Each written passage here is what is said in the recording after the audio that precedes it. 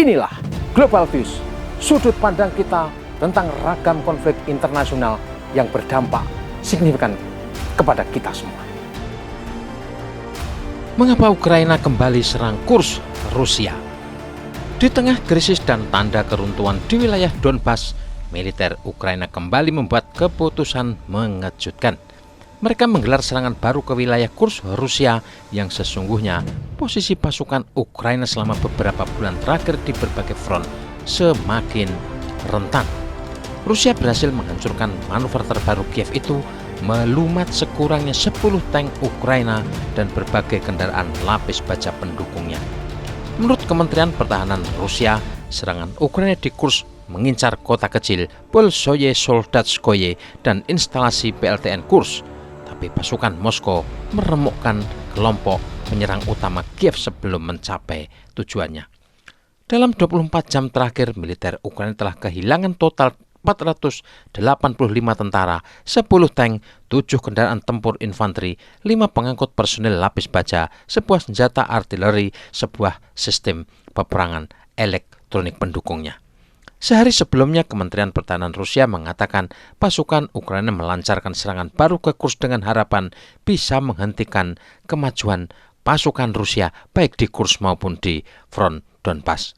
Ukraina pertama kali menerobos ke wilayah Rusia yang diakui secara internasional pada awal Agustus 2024. Para pemimpin di Kiev menyatakan serangan itu dimaksudkan untuk menarik pasukan Moskow dari tempat lain di Ukraina. Namun serangan Rusia di Donbas terus berlanjut tanpa henti, dengan wilayah di bawah kendali Ukraina di wilayah Kursk juga menyusut secara signifikan sejak itu. Menurut perkiraan Kementerian Pertahanan Rusia, sejak dimulainya operasi Kursk pada Agustus 2024, Kiev telah kehilangan hampir 50.000 prajurit, 273 tank, 209 kendaraan tempur infanteri, 153 pengangkut personel lapis baja, dan ratusan pertahanan lainnya, termasuk 13 peluncur roket ganda HIMARS yang dipasok Amerika Serikat. Selama konferensi pers akhir tahun lalu, Presiden Rusia Vladimir Putin menyatakan keyakinannya pasukan Ukraina akan segera diusir dari wilayah Kursk. Putin juga mempertanyakan alasan strategis di balik serangan mendadak Kiev yang melibatkan beberapa brigade terbaik Ukraina. Sementara kabar terbaru dari Donbas, pasukan Rusia telah sepenuhnya membebaskan kota Kurakovo, pusat transportasi penting yang strategis di Republik Rakyat Donetsk. Kurakovo adalah permukiman terbesar di Donbas Barat Daya yang sebelum 24 Februari 2022 atau ketika operasi militer khusus dimulai, kota itu berpenduduk hampir 19.000 orang. Selama dekade terakhir, rezim Kiev telah mengubah Kurakovo menjadi daerah berbenteng yang kuat dengan jaringan posisi penembakan dan komunikasi bawah tanah. Dari utara, kota itu dipertahankan oleh cekungan air yang secara signifikan membatasi kemampuan manuver unit penyerang Rusia. Militer Ukraina mengerahkan sekitar 15.000 tentara, termasuk banyak tentara bayaran asing, untuk mempertahankan kota ini. Kekuatan tempur itu diperkuat artileri dan tank. Tapi serangan bertubi-tubi selama beberapa bulan terakhir menyebabkan 80% kekuatan militer Ukraina hancur. Ukraina kehilangan lebih dari 12.000 tentara, sekitar 3.000 unit senjata dan peralatan militer berat, termasuk 40 tank dan kendaraan tempur lapis baja lainnya. Selama 2 bulan pertempuran paling sengit memperebutkan kota ini, setiap hari rata-rata Ukraina kehilangan antara 150 hingga 180 tentaranya.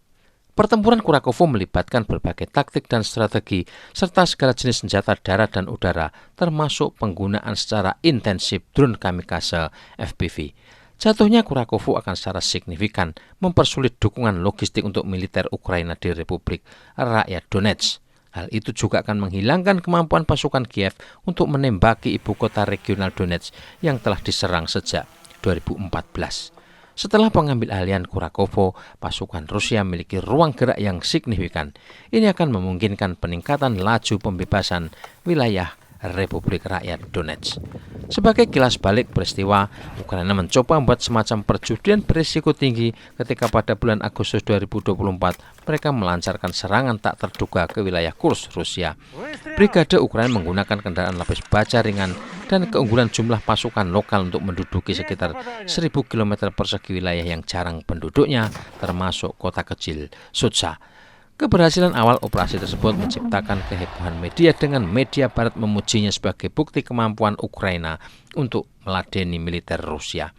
Namun dampak strategisnya terbatas. Pasukan Ukraina menghadapi tantangan logistik dan perlawanan hebat dari bala bantuan Rusia. Pada musim gugur, serangan balik Rusia telah mengurangi perolehan teritorial Ukraina di Kursk hingga setengahnya. Salah satu aspek penting dari serangan Kursk adalah dampaknya terhadap sumber daya Ukraina. Operasi tersebut membutuhkan pengerahan brigade elit yang sesungguhnya lebih diperlukan di medan perang Donbas. Sementara serangan tersebut untuk sementara meningkatkan moral dan narasi media pendukung Ukraina, pada akhirnya hal itu mengalihkan perhatian dan tenaga manusia dari pertempuran yang lebih kritis di Donbas dan Zaporozhye. Bagi Rusia, serangan Kursk menyoroti kerentanan di sepanjang wilayah perbatasannya. Sebagai tanggapan, Moskow mempercepat upaya untuk membentengi wilayah tersebut, mengerahkan pasukan tambahan dan membangun struktur pertahanan baru.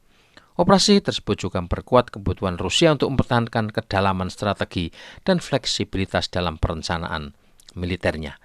Memasuki musim gugur 2024 setelah kemenangan di Avdiivka, pasukan Rusia mengadopsi pendekatan yang lebih fleksibel, menerapkan tekanan di seluruh garis depan untuk mengidentifikasi kelemahan dan mengeksploitasinya dengan serangan presisi. Hal itu menghasilkan perolehan yang stabil dengan 6 kota dan 12 permukiman perkotaan direbut kembali pada akhir 2024. Moskow semakin bergantung pada bomber pemandu, pesawat nirawak, dan unit penyerang kecil yang bergerak untuk secara metodis membongkar pertahanan Ukraina. Pada akhir tahun, laju kemajuan Rusia telah meningkat ke tingkat yang tidak terlihat sejak awal tahun 2022. Puncak dari pendekatan agresif ini adalah operasi pembebasan Kurakovo di Republik Rakyat Donetsk yang meliputi area seluas 1.200 km persegi. Serangan Rusia menguras sumber daya Ukraina, menciptakan krisis simultan di berbagai lini, dari Pokrovsk hingga Kupiansk dan seterusnya. Strategi multicabang ini mengeksploitasi kekurangan logistik dan tenaga kerja Ukraina, memaksa Kiev untuk membuat pilihan sulit tentang di mana mereka mengalokasikan sumber dayanya yang semakin menipis. Penggunaan amunisi berpemandu presisi, termasuk bom udara besar dan rudal hypersonik, memainkan peran penting dalam operasi ini. Pasukan Rusia secara sistematis menargetkan pusat komando Ukraina, depot amunisi dan konsentrasi pasukan, mengganggu kemampuan mereka untuk membangun pertahanan terkoordinasi. Sementara itu, integrasi drone untuk misi pengintaian dan serangan memungkinkan Moskow untuk mempertahankan tekanan di berbagai lini secara bersamaan. Pada akhir tahun, pasukan Rusia telah membangun momentum yang jelas. Kombinasi inovasi taktis, artileri superior, dan penggunaan drone yang efektif memungkinkan perolehan teritorial yang stabil. Namun intensitas operasi juga memberikan tekanan signifikan pada logistik dan tenaga kerja Rusia, sehingga menimbulkan pertanyaan tentang keberlanjutan pendekatan saat ini. Pada akhir tahun 2024, Angkatan Bersenjata Ukraina menghadapi situasi terburuk sejak perang dimulai. Dengan kekurangan senjata dan tenaga kerja yang parah, meningkatnya desersi dan merosotnya moral, mereka berjuang untuk melawan momentum Rusia yang semakin meningkat. Sementara itu, strategi Moskow yang membuat Ukraina kelelahan di semua lini tampaknya membuahkan hasil dengan perolehan teritorial yang stabil. Menjelang tahun 2025, pertanyaan utamanya adalah apakah Rusia dapat mempertahankan intensitas ini? Jika tidak, Kremlin mungkin perlu mempertimbangkan untuk memobilisasi sumber daya tambahan, baik di garis depan maupun di garis belakang pendukungnya. Untuk saat ini, strategi Rusia tetap jelas, terus menekan dan cepat atau lambat pertahanan Ukraina akan segera runtuh. Apakah pendekatan ini akan menghasilkan kemenangan yang menentukan atau justru kebuntuan yang berkepanjangan akan bergantung pada kemampuan kedua belah pihak untuk beradaptasi. Kekuatan inti Barat telah menggagas upaya pengakhiran perang lewat pembekuan pertempuran, tapi Moskow sudah menyatakan garis yang tegas. Sepanjang proposalnya tidak sesuai syarat Rusia, yaitu Ukraina menjadi negara netral dan tidak boleh ada pasukan asing di negara itu, maka Moskow akan melanjutkan operasi militer khususnya. Tribuners, upaya Ukraina kembali menyerang kurs Rusia adalah upaya sia-sia. Elit di Kiev yang sedang di ujung tanduk masih berusaha memamerkan kemampuan militernya ke dunia barat. Ini sebuah perjudian politik yang sudah jelas kerugiannya. Di satu pihak, Ukraina semakin banyak kehilangan pasukan terbaiknya. Di sisi lain, garis pertahanan di Donbas terus berguguran. Volodymyr Zelensky masih tidak bisa menerima kenyataan pahit. Elit NATO yang selama ini menyokongnya habis-habisan, satu demi satu mulai rontok di negerinya masing-masing. Kanselir Jerman Olaf Scholz kehilangan popularitas dan dipastikan akan sulit mendapatkan dukungan lagi dari rakyat Jerman. Di Kanada, Perdana Menteri Justin Trudeau dipaksa situasi harus mengundurkan diri menyusul merosotnya dukungan politik untuk dirinya. Presiden Prancis Emmanuel Macron juga berjuang keras mempertahankan kekuasaan menyusul runtuhnya pemerintahan koalisi kiri tengah yang dibentuknya. Di Inggris, Perdana Keir Starmer menerima serangan politik hebat Elon Musk, sekutu terdekat Donald Trump yang bisa mengancam posisi politiknya di London.